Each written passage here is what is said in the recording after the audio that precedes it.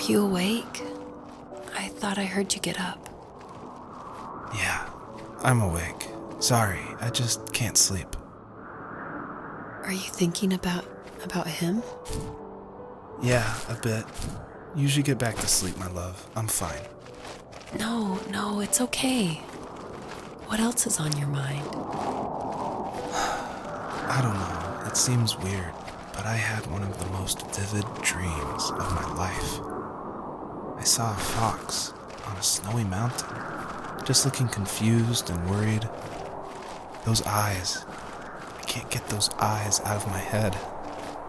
She was running in the windy snow, looking for something. Do you think it has to do with you and what's been going on? I don't know. It was just a dream, Rachel. They're not meant to make sense. A lot's happened the past couple days, that's all. Well, if you're not going to sleep anyway, you should tell me. I want to hear. All right. So, not far from her home, she followed that path to something unexpected.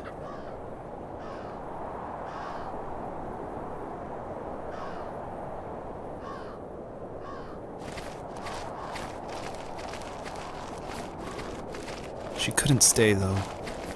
She had to find her other 2 children. So she took that path. She followed it towards something ancient.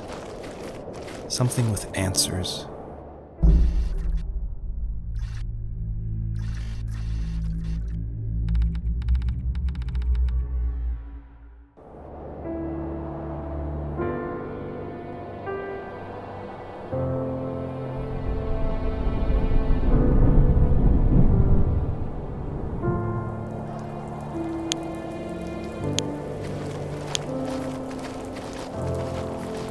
The fox looked high and low, searching for any sign of her cubs. Points of light showed the way to this ancient tree. It was as if each one had a story to tell, all their own. The land was trying to tell my story, too. I felt like I was right behind her the whole time.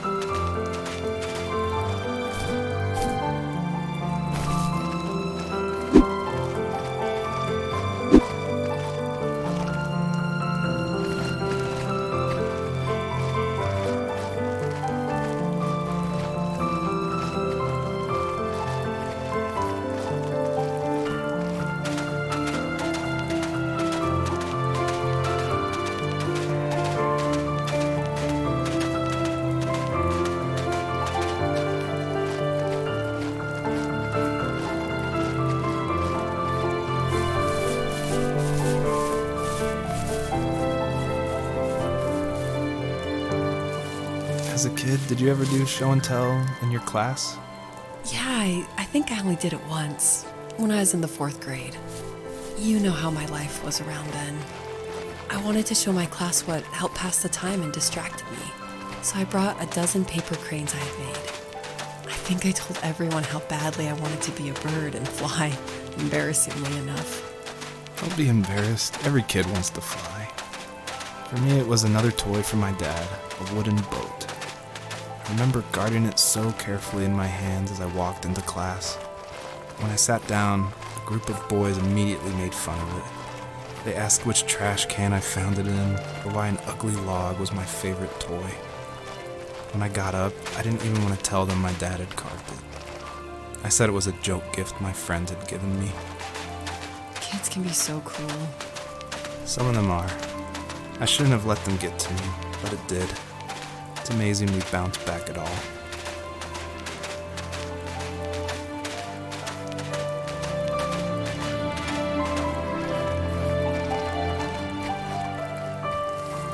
Do you remember what my dad did for a living? Wasn't he like a lumberjack? That's one way of putting it. If wood was a canvas, then a carving knife was his paintbrush.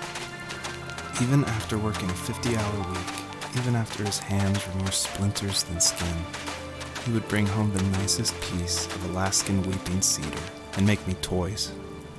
That wooden train was the first toy I can remember, and I loved it. I just knew from a young age I was going to be a lumberjack, like my father.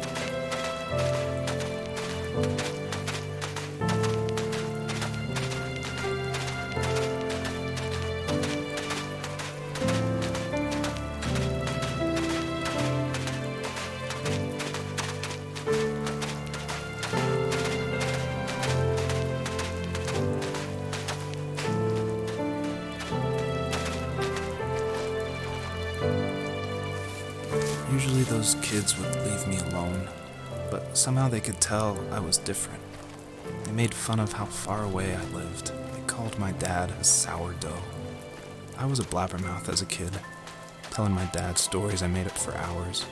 But after that show and tell, I didn't tell him much anymore. He didn't know exactly what was wrong, but his best guess was that the toys he carved weren't cool enough. He carved me a tank and tried to tell me what it was like to be in a real tank as a serviceman.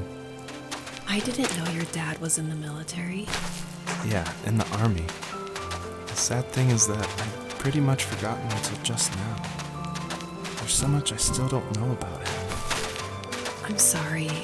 He knows how much you love him. You're going to see him again soon and have some closure, I'm sure.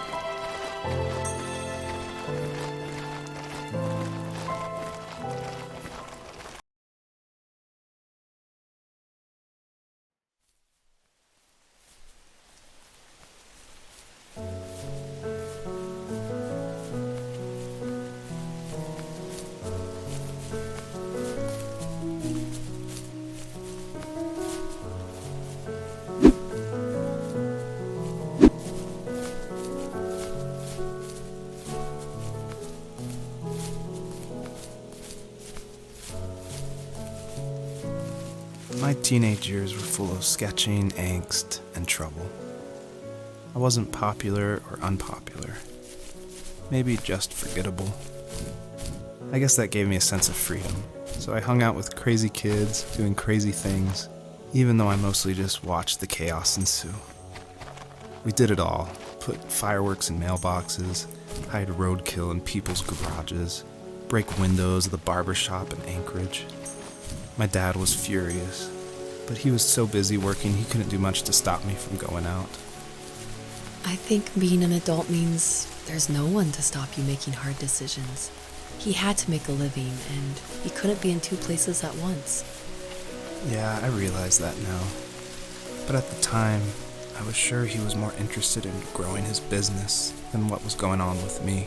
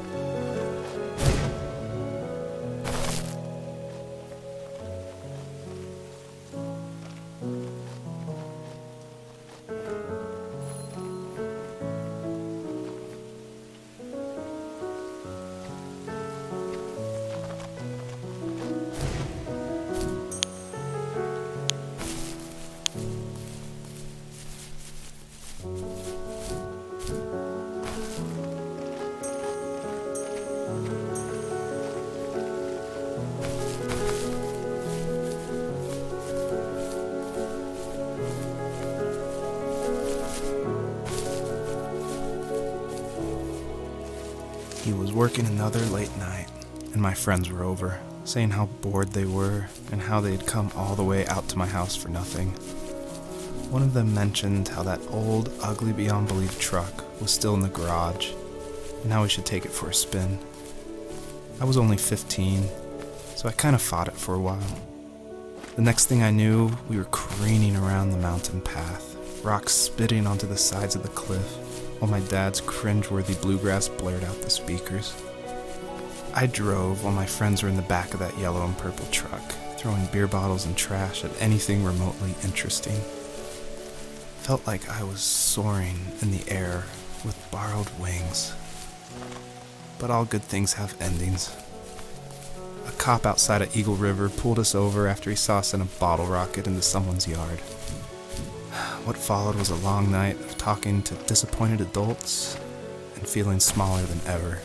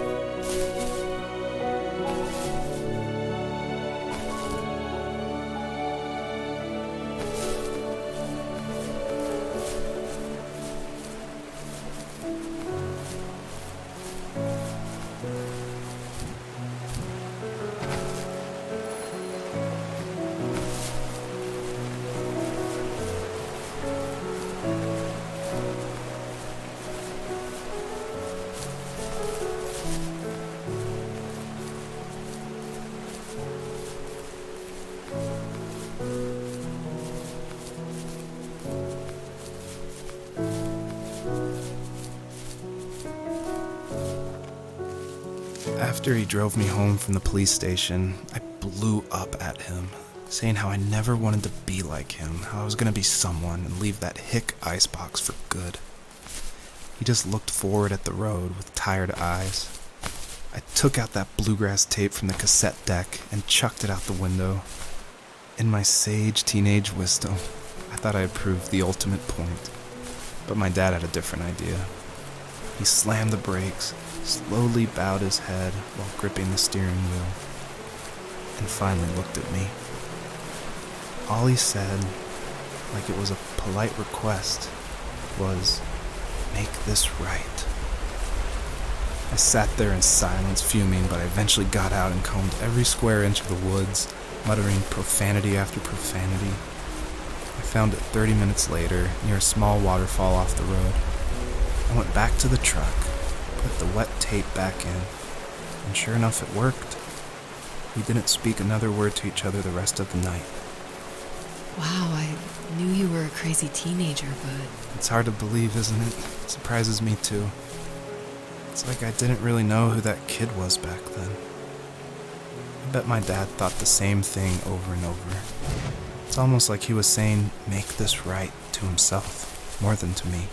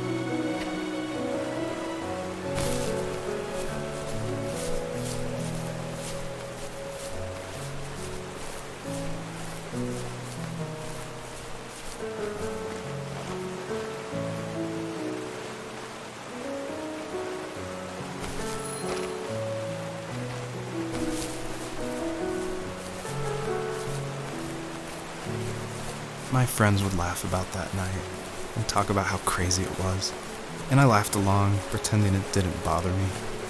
But it did.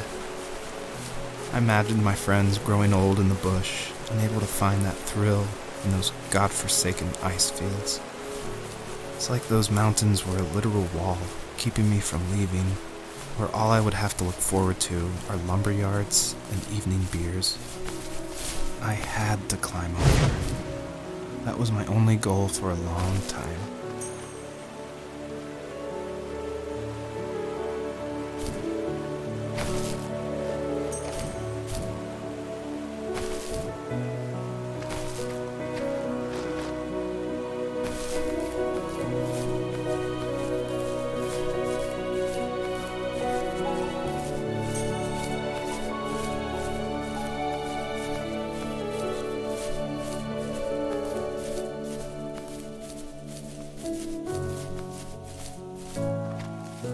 If there was some way I could take my love of drawing and turn it into a way of escape, nothing would make me happier.